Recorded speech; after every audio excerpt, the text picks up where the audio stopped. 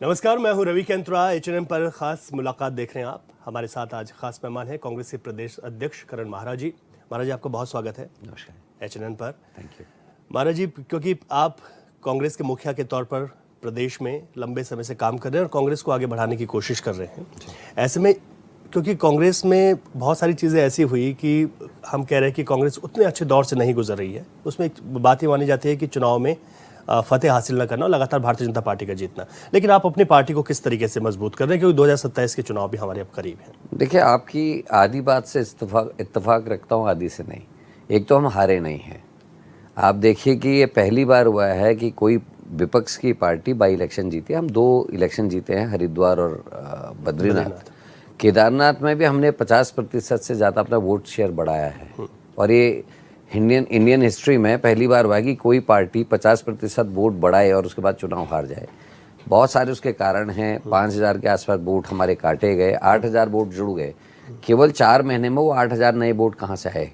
MLA election और MP election और निकाय चुनाव, ये बाई इलेक्शन के बीच में 8000 वोट जोड़ना और 5000 वोट कटना ये छोटा सामान्य बात नहीं है। और 50% वोट हमने बढ़ाए हैं। रही निकाय चुनाव की बात, निगम हम जरूर हारे, लेकिन हम सारा जो हमारा सबसे बड़ा चिंता का विषय था पर्वतीय क्षेत्र, चाहे वो गढ़वाल का पर्वतीय क्षेत्र है, चाहे कुमाऊं का पर्वतीय क्षेत्र है।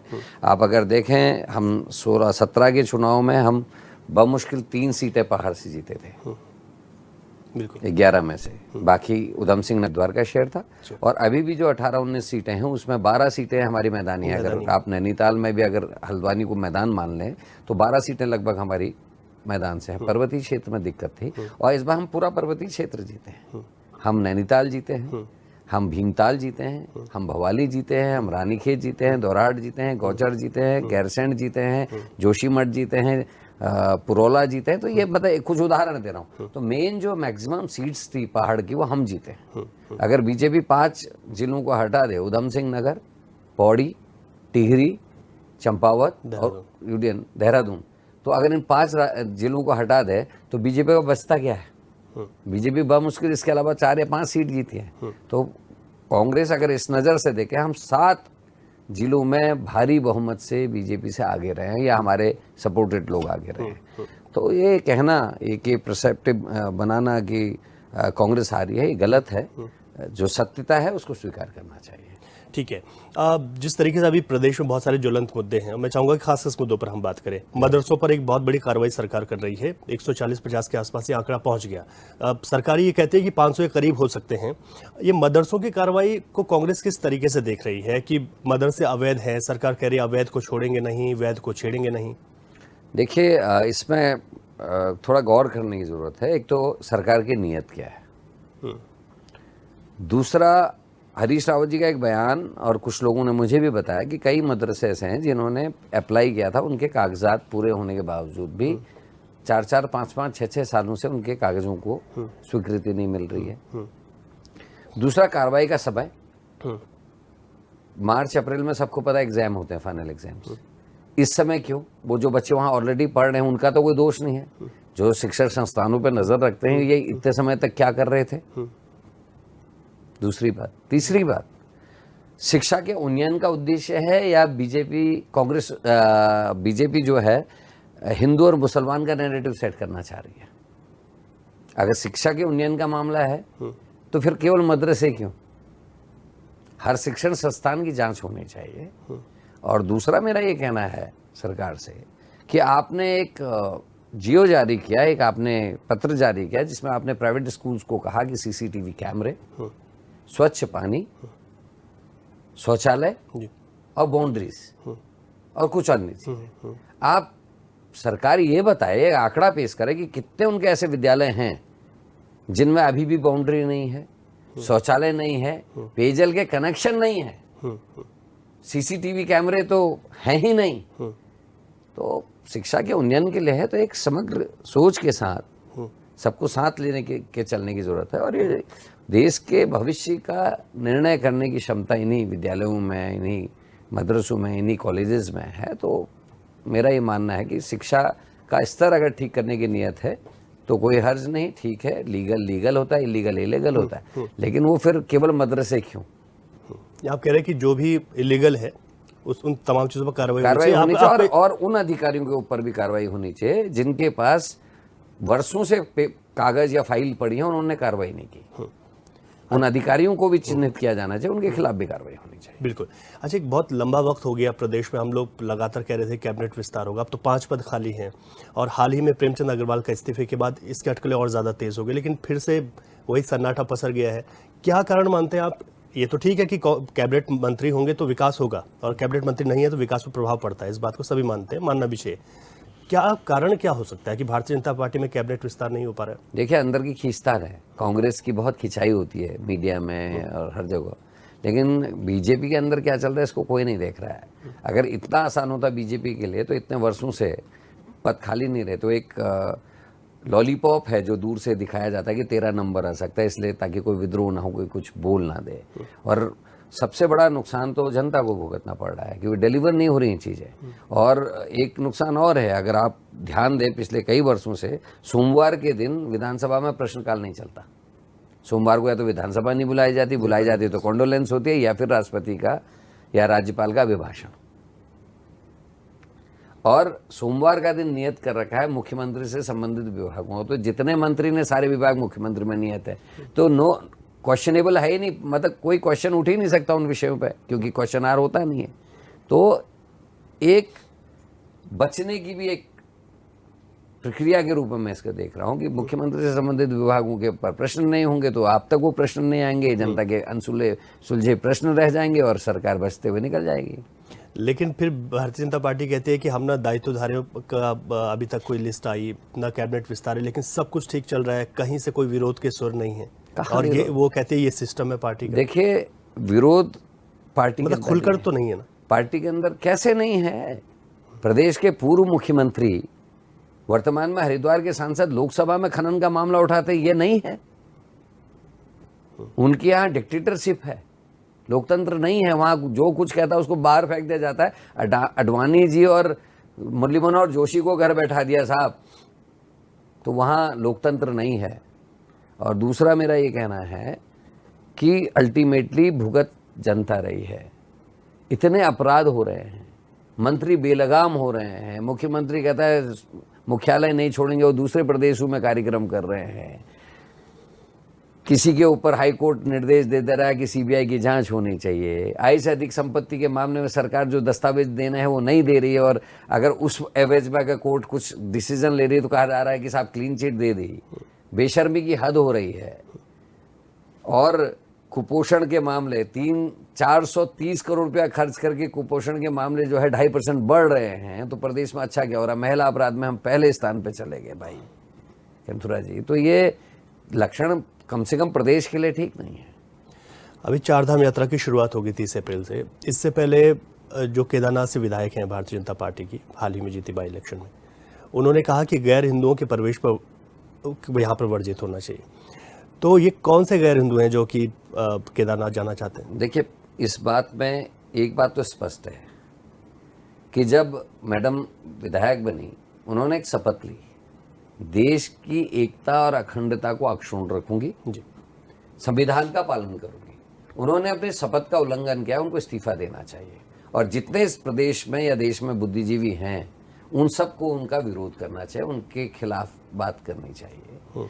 क्योंकि आप मंदिर परिसर में क्या करेंगे तो मंदिर कमेटी जानती है, वो करेगी निर्णय। लेकिन पूरे क्षेत्र में आप अगर बंद करेंगे, कैसे कर लेंगे साहब आप बंद? 50% से ज़्यादा खच्चर घोड़े चलाने वाले माइनॉरिटी के लोग हैं। अमरनाथ गुफा की खोज करने वाले कौन थे, ये प्रश्न हमको मैडम से पूछना चाहिए। दूसरा, इस देश में रहने वाला नागरिक कहीं भी काम करने के लिए, जाने आने के लिए स्वतंत्र है। ये देश संविधान से चलता है और इस देश में जो भी पैदा हुआ है, जो इस देश में सिटीजन ऑफ इंडिया, यहाँ का नागरिक है, आप उसको धर्म के आधार पर नहीं तोल सकते।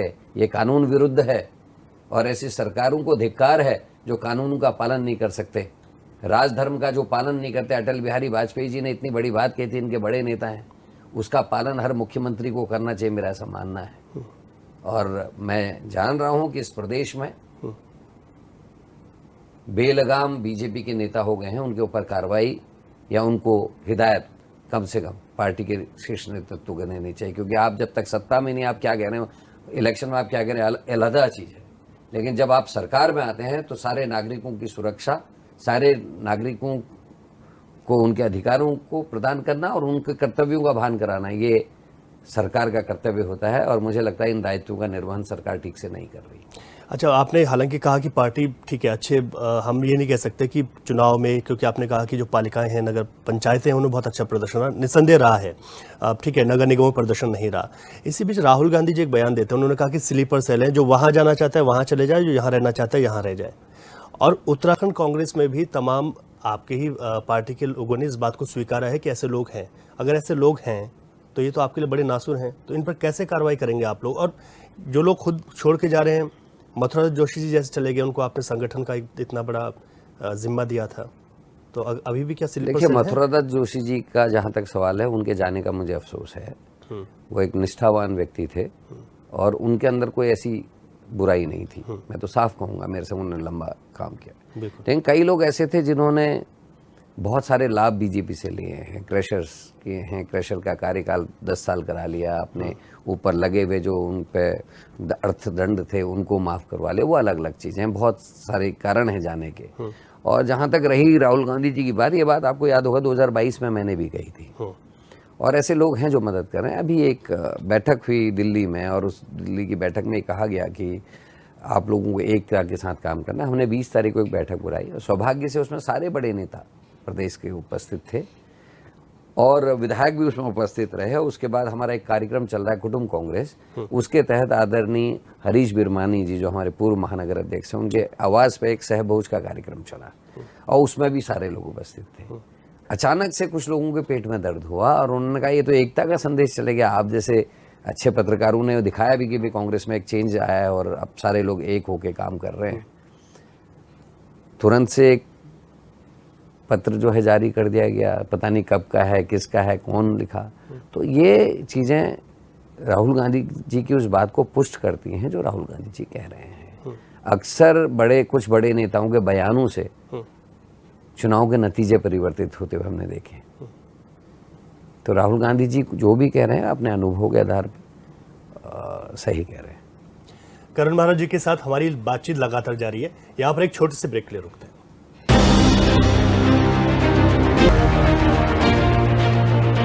ब्रेक के बाद एक बार फिर आपका स्वागत है। एचएनएम पर खास मुलाकात देख रहे हैं आप। हमारे साथ कांग्रेस के प्रदेश अध्यक्ष करण महाराज जी मौजूद हैं। बहुत सारे सवालों के साथ हमने अभी बातचीत की, अपने बातचीत को आगे बढ़ाते हैं। हम चारधाम यात्रा का जिक्र कर ही रहे थे। अब 30 अप्रैल से शुरू हो रही है यात्रा और इस बार पहले ही देखें तो मेरे ख्याल में 8 लाख के पार हो गया है रजिस्ट्रेशन का आंकड़ा। तो ऐसे में सरकार दूसरी तरफ तैयारियों की बात कर रही है। ये तो माना जाए ना कि बहुत बड़ी संख्या में श्रद्धालु आ रहे हैं इस बार, जो आंकड़ा बता रहे हैं। सरकार की तैयारियां कहाँ हैं? देखिए, श्रद्धालुओं का आना सरकार को श्रेय नहीं जाता। बद्रीनाथ, केदारनाथ, गंगोत्री, यमुनोत्री, हमारे अन्य स्थानों पे लोग आना चाहते हैं और सोशल मीडिया का ज़माना है। जिस कैची में आज से 7-8 साल पहले बड़े आराम से दर्शन होते थे, आज वहाँ दर्शन करने के लिए घंटों लाइन में लगना पड़ा। ये 3-4 साल का डेवलपमेंट है। तो ये it is not due to government. लेकिन ये सारे तीर्थ स्थान जितने हैं, ये हमारे लिए केवल आस्था का सवाल नहीं है। हमारी आस्था उन पे है, हम उनको पूजते हैं, पूजनी है, पर वो हमारे लिए हमको माँ की तरह रोटी देने का भी काम करते हैं। हमारी जीवनी उससे चलती है, हमारा डेवलपमेंट का बहुत बड़ा हिस्सा उससे चलता है। और लेकिन दुर्भाग्य कहूँगा, संख्या बड़ी है लेकिन हमारा व्यापार घटा है। पहले इन चारों स्थानों का दर्शन करने के लिए कम से कम 10 दिन की बाध्यता रखी गई थी कि अगर आप चारों धामों में जाएंगे तो आपको 10 दिन मिनिमम रहना है। होटल चलते थे, होम स्टे चलते थे, टैक्सी को काम मिलता था, छोटे छोटे ढाबों को और रेस्टोरेंट्स को काम मिलता था। वो सब खत्म हो गया। आज आदमी यूपी से चलता है, सुबह दोपहर या शाम तक पहुंचता है बद्रीनाथ, दर्शन करता है, पूजा करता है और रात ही को वापस चले जा रहा है, सुबह पहुंच जा रहा है वापस। तो इसे एक सहूलियत के तौर पे भी तो देखा जा सकता है कि सहूलियत किसी की है। मैं उत्तराखंड के हिसाब से बोल रहा हूँ। मेरे उत्तराखंड के लोगों की जीवनी जुड़ी हुई है। लोगों ने लाखों रुपया, करोड़ों रुपया लगा के होटल अपने होम स्टेज बना रखे हैं। छोटी छोटी दुकानें खोल के लोग बैठे हैं कि कोई आएगा, चाय पिएगा, मैगी खाएगा, छोले खाएगा। 4 साल की इस यात्रा से मेरे भाई हमारे 12 महीने का जीवन यापन होता है, हमारे पंडे पुरोहितों का उसी से जुड़ाव है, हमारे, मैं बोल रहा हूँ ना, छोटे छोटे जो उद्योग, जो धंधे हैं हमारे, वो बंद हो रहे हैं, वो कमज़ोर पड़ रहे हैं, और ये ठीक संकेत नहीं है। हम केवल किसी के यहाँ आके गाड़ियों का प्रदूषण इत्यादि झेलने के लिए नहीं है। हम चाहते हैं कि श्रद्धालु आए तो भाई, मैंने कहा ना, हमारी माँ के अन्नपूर्णा के रूप में भी हैं, जो यहाँ आता है हमको कुछ दे के जाता है, तो उसमें कमी आई। आप इंटरव्यू लीजिए ना, जब मैं अभी 10 दिन की यात्रा, जो मैंने पदयात्रा की थी, मैंने लोगों से पूछा है, मेरे इंटरव्यूज हैं, आप देखिएगा लाइव, मतलब मैंने वीडियोस बनाई हैं जिसमें महिलाएं हैं और ऐसे छोटे छोटे ढाबे वाले जो कह रहे हैं कि साहब 50% से भी ज़्यादा हमारे व्यापार में कमी आई है। तो ये अच्छे संकेत नहीं है। सरकार तो कह रही है कि 12 महीने की यात्रा करने जा रहे हैं, शीतकालीन यात्रा शुरू होगी, प्रधानमंत्री आ गए, ये ऐतिहासिक हुआ कि पहली बार कोई मुखवा में आ रहा है प्रधानमंत्री। देखिए, अपनी बात तो सरकार करेगी। मैं ये बोल रहा हूँ कि उत्तराखंड को क्या मिल रहा है। आप 12 महीने की यात्रा की बात कर रहे हैं। आपको याद होगा, आपके चैनल में मैंने कहा था कि पोस्ट कोविड इफेक्ट्स आएंगे, ऑक्सीजन के पार्लर्स लगने चाहिए लेह लद्दाख की तरह, कार्डियक डॉक्टर्स होने चाहिए, नहीं किए, और इतनी मृत्यु हुई पिछले यात्रा में कि सरकार को आंकड़े देना बंद करना पड़ा। अच्छा, इससे जुड़ा हुआ एक सवाल है कि सड़कों की कनेक्टिविटी, गवर्नमेंट कह रही है कि हमने सड़कों का जाल बिछा दिया, देहरादून से दिल्ली 2.5 घंटे में बहुत जल्द शुरू हो जाएगा, और एलिवेटेड रोड की बात करिए कि बिंदाल नदी के ऊपर बनेगी, रिस्पना नदी के ऊपर बनेगी, इसको लेकर फिजिबिलिटी सर्वे हो गया, ये तमाम चीज़ें चल रही हैं, रिंग रोड की बात हो रही है, ऑल वेदर रोड की बार बार जिक्र करती है भारतीय जनता पार्टी। अब क्या लगता है आपको कि जो सड़कों की और जो कनेक्टिविटी की बात कर रही है? रवि भाई, एक बात मैं कहना चाहूँगा, देखिए, विकास एक सतत प्रक्रिया है। जब देश आज़ाद हुआ, यहाँ सुई भी नहीं बनती थी। वहाँ से लेकर नवरत्न कंपनियों के गठन से लेकर हरित श्वेत क्रांति से लेकर जय जवान जय किसान तक, और सारे इंस्टीट्यूट बने, बैंकों का राष्ट्रीयकरण हुआ, ये सतत प्रक्रिया है। और ऑल वेदर रोड की बात जो सरकार कर रही है ना, मैं आपसे निवेदन करूँगा, कभी अपनी टीम को लेकर हिमाचल चले जाओ, वहाँ की रोड्स को देखो और हमारी ऑल वेदर रोड को देखो, शर्म आ जाएगी। नहीं, हिमाचल की बहुत खूबसूरत है। हमारी रोड में और उसकी रोड में तुलना करो तो हमको शर्म आती है। आज भी ऑल वेदर रोड में आधे से ज़्यादा जगहों पर गड्ढे हैं, चट्टानें गिर के गड़ी पड़ी हैं, उनको हटाने वाला कोई नहीं है, कहीं मलबा आया है तो उसको हटाने वाला कोई नहीं है, दीवारें टूटी हैं तो टूटी हैं भाई। तो अगल बगल में जब देखते हैं तो ये आंकड़े और ये बातें फर्जी लगती हैं, दुख होता है। अच्छा, दिल्ली वाली रोड की आपने बात कही, ठीक है, आपने एक चौड़ी रोड बनाई थी, जो बोटल नेक बनेगा और जो उसकी वजह से जाम होगा, उसकी कोई व्यवस्था है? नहीं, उन्होंने कहा कि 2 एलिवेटेड बना रहे, एक बिंदाल से एलिवेटेड बनेगी, एक रिस्पना पर एलिवेटेड। हालांकि एलिवेटेड आज की नहीं, मुझे कुछ और कह रहा हूँ, आप आने की सुविधा दे रहे हैं, उनको एकोमोडेट कहाँ करेंगे? यहाँ की जो सड़कें आज भी जाम चल रही, जब वो नहीं चली तब जाम चल रही, देहरादून की सड़कें घंटों लगते हैं एक जगह से दूसरी जगह जाने में। आपके स्टूडियो में आने में मुझे यमुना कॉलोनी से 55 मिनट लगे, सुबह के टाइम आया हूँ। तो इन चीज़ों को बिना दुरुस्त करे हुए आप मुसीबत मोल ले रहे हैं, मैं ये कहना चाहता हूँ। अच्छा, प्रदेश में सड़क हादसों को लेकर हमने ओएनजीसी चौक वाला सड़क हादसा भी देखा, अभी हाल में टोल में जो एक हादसा हुआ, और इससे पहले भी इस तरीके के तमाम हादसे हुए हैं प्रदेश में, और पहाड़ों पर तो इस तरीके के हादसे हैं ही। अब ये जो सड़क दुर्घटनाओं जो लगातार बढ़ रही हैं, और दूसरी तरफ ये कहा जा रहा है कि इसको लेकर पूरी तैयारियां हैं, परिवहन विभाग, पुलिस विभाग तैयारियों में जुटा हुआ है, इनको कम करने की कोशिश की जा रही है, लेकिन आंकड़ा चौंकाने वाला है। देखिए, अभी आपने जिक्र किया टोल वाला, उसमें वो ओवरलोडेड ट्रक है, वो सबने देखा है कैसे चल रहे हैं ओवरलोडेड ट्रक। ये किसकी जिम्मेदारी है? वो ट्रक से उतर के ड्राइवर को एक गाड़ी लेके भाग जाती है, क्या कार्रवाई हुई? पकड़ा गया, लेकिन जो लेके भागा उसके ऊपर क्या कार्रवाई हुई? ये कुछ आपके संज्ञान में है? ओएनजीसी चौक में जो एक्सीडेंट हुआ, उसके बाद 2-3 एक्सीडेंट और हो चुके हैं। आपने स्पीड ब्रेकर बना दिया, 3री हो गई। तो कुछ ठोस कदम उठाने की आवश्यकता है, कुछ अवेयरनेस की भी आवश्यकता है, लाइसेंस बनाने की प्रक्रिया में कुछ चेंजेस लाने की आवश्यकता है, कुछ अच्छी चीज़ें दूसरे से भी अडॉप्ट की जा सकती है। पॉइंट्स का सिस्टम है बाहर के देशों में, जो विकसित राष्ट्र हैं।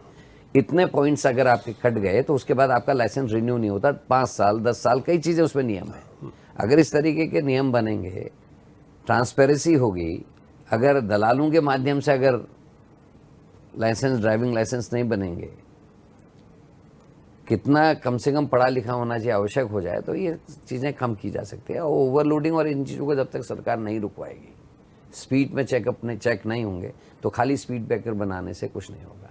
अच्छा, भारतीय जनता पार्टी लगातार कांग्रेस पर हमलावर रहती है कि कांग्रेस फतेह नहीं कर पा रही चुनाव, 2027 में भी यही रहेगा और कांग्रेस को अपने भीतर सोचना चाहिए, अंतर कर। आप लोग पार्टी को मजबूत करने के लिए किस स्तर पर काम कर रहे हैं और क्या चुनौतियां आप लोगों के सामने हैं इस वक्त? देखिए, एक तो जो राहुल जी ने कहा वो तो है ही, दूसरा बीजेपी को अपनी चिंता करनी है, हमारी चिंता छोड़ दें। अभी पटका है 2 बाई इलेक्शन पटक के मारा है मैंने। केदारनाथ आते आते रहा है, बागेश्वर आते आते रहा है, निकायों में हमने बुरी तरीके से मारा है। मुझे पता है पंचायतों में बेईमानी करेंगे क्योंकि इलेक्ट्रॉल उस पर हम काम कर रहे हैं। जो बदतमीजियां हुई हैं वोटर लिस्ट के साथ उसको हम एक्सपोज करने की दिशा में हम यहाँ और महाराष्ट्र चल रहे। महाराष्ट्र में 4 महीने के अंदर 40 लाख वोट जुड़ गए नए, 20 लाख वोटों को इधर से उधर शिफ्ट किया गया। ये मामूली बात नहीं है, ये सारी चीज़ें खुल के आएंगी, आज नहीं तो कल आएंगी। और हम तो यहाँ उत्तराखंड में उसमें काम कर रहे हैं, राहुल जी ने हमको काम सौंपा है, हम वोटर लिस्ट पर काम कर रहे हैं कि नियमों का पालन हुआ या नहीं हुआ, उन सब चीज़ों में हम काम कर रहे हैं। रही बात कांग्रेस को मजबूत करने की, हम ट्रेनिंग से स्टार्ट किए हैं। एक ट्रेनिंग अभी कुछ दिन पहले हमारे 2 दिन की ट्रेनिंग रही जिसमें सचिन राव साहब और उनके साथ के लोग आए थे और बहुत अच्छी ट्रेनिंग 2 दिन की रही है। अब हम इसको जिला स्तर पर लेके जा रहे हैं क्योंकि बिना ट्रेन के हुए, बिना ट्रेनिंग के कुछ नहीं होना है। हम उनको आइडियोलॉजी से मजबूत कर रहे हैं, जो हाईटेक सिस्टम से समय चल रहे हैं उससे मजबूत कर रहे हैं। जो बीजेपी दुष्प्रचार ये मोबाइल के द्वारा कर रही है, मोबाइल यूनिवर्सिटी के द्वारा जो कुप्रचार कर रही है, उसका जवाब देने के लिए जो सही तथ्य उनको हम लोगों को सिखा रहे हैं। उसके अलावा हमारे प्रभारी बने हुए हैं, हम अपने बूथ लेवल तक और मंडल के अध्यक्षों तक हम इस काम को लेके जा रहे हैं और आप देखिएगा पार्टी और अच्छे रूप में उभर के आएगी और 27 में हम बीजेपी को बुरी तरीके से पटकने देंगे। अच्छा, आपने कहा कि 2 बाई इलेक्शन कांग्रेस जीती, ये ऐतिहासिक भी है, आपके कार्यकाल में ये हुआ है। केदारनाथ में एक चीज़ ये देखी गई कि कोई निर्दलीय प्रत्याशी चुनावी मैदान में होते हैं, उनको अच्छे वोट पड़ते हैं और ये चर्चाएं चली कि अगर यही निर्दलीय प्रत्याशी अगर चुनावी मैदान में नहीं होती तो कांग्रेस को इसका फायदा हो सकता था। अभी प्रदेश में एक तीसरा दल या कुछ लोग एकजुट होकर तीसरे दल की बात करते हैं, ये पहले भी हुआ लेकिन अब मौजूदा वक्त में भी हो रहा है। फिर भारतीय जनता पार्टी कहती है नुकसान कांग्रेस को। इसके लिए हम काम कर रहे हैं और अन्ना हजारे के आंदोलन से जो देश के लोग ठगे गए, अब लोग थोड़ा समझने लगे, सोचने लगे हैं। आज कहाँ है लोकपाल, सबको पता है उस बारे में, ना अन्ना बात कर रहे हैं ना उनके लोग बात कर रहे हैं। कोई मुख्यमंत्री बना, कोई उप मुख्यमंत्री बना, कोई राज्यपाल बन गया, कोई केंद्रीय मंत्री बन गया, उस टीम का क्या हुआ ये सबको पता है और इन सब चीज़ों को लेकर हम जा रहे हैं और आज भी अन्ना हमारे यहाँ सक्रिय है। अच्छा, एक रोजगार से जुड़ा एक सवाल है। भारतीय जनता पार्टी ने एक आंकड़ा पेश किया कि 20,000 सरकारी नौकरियां दे दी गई मुख्यमंत्री धामी जी के कार्यकाल में और ये ऐतिहासिक है, ऐसा पहली बार हुआ है प्रदेश में। सिर्फ सरकारी नौकरियों का आंकड़ा है जो कि 20,000 के आसपास सरकार ने। देखिए, मुझे नहीं लगता, मुझे लोगों में काफ़ी निराशा दिखती है। अगर ऐसी नौबत आती तो मुख्यमंत्री जी को खुद नियुक्ति पत्र नहीं देने पड़ते और वो भी मीडिया को बुला के। ये पहली बार हुआ है कि किसी प्रदेश का मुख्यमंत्री खुद नियुक्ति पत्र दे रहा है और मीडिया को बुला रहा है क्योंकि शो करना है, असली आंकड़े नहीं हैं। आज भी कई ऐसे उपनल और इत्यादि में लोग काम करने वाले कर्मचारी हैं जिनको 20-20 साल हो गए इस राज्य की सेवा करते हुए, आज तक पक्के नहीं हुए हाई कोर्ट के निर्देशों के बाद भी। तो अभी हाल ही में सरकार उपनल के लिए उन्होंने कहा कि हम इनको समायोजित करने के लिए अब चुनाव आने वाले 3 साल कह रहे हमारे प्रेशर में ही सही, आप सही तो होइए, है ना। इलेक्शन से पहले ही कर दीजिए, चलो कुछ लोगों के परिवारों का भला हो जाएगा। नहीं तो ये तो वो लोग हैं जिन्होंने इस देश में चतुर्थ श्रेणी कर्मचारियों की नौकरियां समाप्त की। ये तो वो लोग हैं जिन्होंने पुरानी पेंशन को ख़त्म करके लोगों की जो सिक्योरिटी है, एक सोशल सिक्योरिटी जो देती थी सरकारें, उसको ख़त्म करने का काम किया है। तो ये नौकरियां क्या देंगे? इनके ही बाजीगर थे जिन्होंने SSC भर्ती घोटाले में जो मुख्य आरोपी हैं और इन्हीं के बाजीगर थे जिनका नाम मुख्य आरोपी के रूप में पटवारी पेपर लीक में है, मंगलौर के मंडल अध्यक्ष। तो जो गलत होता है ना, वो ज़्यादा दिखावा करने की कोशिश करता है, वही काम बीजेपी कर रही है। चलिए, ये बात तो आप कहते रहे हैं कि बीजेपी इवेंट बनाने की कोशिश करती है किसी भी काम को। खैर, 3 साल हो गए सरकार के, महत्वपूर्ण सवाल था, छूट जाता बातों बातों में। कांग्रेस कहाँ देखती इन 3 सालों की उपलब्धियों को लेकर रोड शो भी हो रहे हैं, सुशासन की बात भी की जा रही है, तमाम चीज़ें की जा रही हैं और अपनी उपलब्धियों को लेकर सरकार जो बात कर रही है उसमें कह रही है कई ऐसी ऐतिहासिक उपलब्धियां हैं जो नज़ीर बन गया है आज उत्तराखंड, अन्य प्रदेश इसको कॉपी करना अगर 3 साल में कुछ उपलब्धि होती तो मुख्यमंत्री को लैंड जिहाद, थूक जिहाद, लव जिहाद इत्यादि शब्दों का इस्तेमाल नहीं करना पड़ता। वो अपनी खूबियों को गिनाते हैं। रही बात प्रदेश में 3 साल में क्या हुआ, ममता जोशी बहुगुणा श्रीनगर से काम शुरू हुआ था, पिंकी, उसके बाद एक ज्वाला उठी अंकिता भंडारी के रूप में वीआईपी, और उसके बाद संतरेसा में 14 साल की बच्ची का रेप और मर्डर, ओबीसी सेल का सदस्य, आईएसबीटी में 13 साल की बच्ची का बलात्कार, उधम सिंह नगर में नर्स की हत्या, आज तक पता नहीं, दुख संघ के चेयरमैन जमानत में बाहर, 2 मंडल अध्यक्ष जमानत में बाहर, अपराधियों को बचाने का षड्यंत्र। अंकिता भंडारी के वीआईपी से लेकर तमाम भर्ती घोटालों में, SSC भर्ती घोटाले पटवारी ले बीजेपी के कार्यकर्ता सामने आ रहे हैं। और स्थितियां इतनी बदहाल हुई हैं कि राष्ट्रपति के दौरे में राष्ट्रपति के रूट से 100 मीटर की दूरी पर दिन दहाड़े करोड़ की डकैती, हरिद्वार में 2 बज के कुछ मिनट में दिन दहाड़े भरी बाजार में डकैती, विपिन रावत जैसे जो लड़के, एक ही उदाहरण दे रहा हूं, जो गांव से निकल के आता है देहरादून या हल्द्वानी या उधम सिंह नगर के मैं कुछ काम करूंगा, परिवार को पालूंगा, उसको पीट पीट के इतना मार दिया जाता है। और फौजी का लड़का है, 10 दिन तक अस्पताल में जीवन मरण का संघर्ष करते हुए 10वें दिन जब उसकी मृत्यु हो जाती है, करण मेहरा को मजबूरी में सड़क में बैठ के धरना करना पड़ता है, आप उसके गवाह हैं, और उसके बाद अपराधियों को पकड़ा जाता है कि उससे पहले क्यों नहीं, उस 10 दिन में पुलिस ने कार्रवाई क्यों नहीं की। ये शोचनीय प्रश्न इस प्रदेश के लिए हैं। और अगर इतना ही बढ़िया कार्यकाल 3 साल का था तो मुख्यमंत्री जी को उपलब्धि गिनानी चाहिए थी। इवेंट जो इन्होंने इवेंट किया था जिसमें इन्होंने इन्वेस्टमेंट मीट करी थी, तो उसका जिक्र क्यों नहीं है। SSC भर्ती घोटाला और पटवारी पेपर लीक की वजह से सरकार की छीछा लेदर हो रही थी, तब एक इवेंट लाया गया, इन्वेस्टमेंट मीट, करोड़ों रुपए इस प्रदेश का खर्च किया गया और प्रदेश को कुछ नहीं मिला, सिफर। जो बात त्रिवेंद्र रावत की इन्वेस्टमेंट मीट में भी थी, उसी का रेप्लिका था ये। तो ये कुल मिला के मेरे हिसाब से 3 साल शून्य रहे, बल्कि हम पीछे गए हैं। हम महिला अपराध में आज 9 हिमालय राज्यों में पहले स्थान पे भाई, और मैं नहीं करा, NCRB की रिपोर्ट कह रही है। हमारी अर्थव्यवस्था डबल हुई है, हम आज तनख्वाह देने के लिए भी कर्जा ले रहे हैं, यही उपलब्धि है। ठीक है, खास मुलाकात में वक्त इतना ही है। महाराज जी, आप आए हमारे कार्यक्रम में और आपने तमाम सवालों का जवाब दिया, आपका बहुत बहुत शुक्रिया चैनल के लिए। धन्यवाद सर। खास मुलाकात में आज कांग्रेस के प्रदेश अध्यक्ष करण महाराज जी को आपने सुना। फिर एक नई शख्सियत के साथ आपके साथ रूबरू होंगे, तब तक ले इजाजत दीजिए, नमस्कार।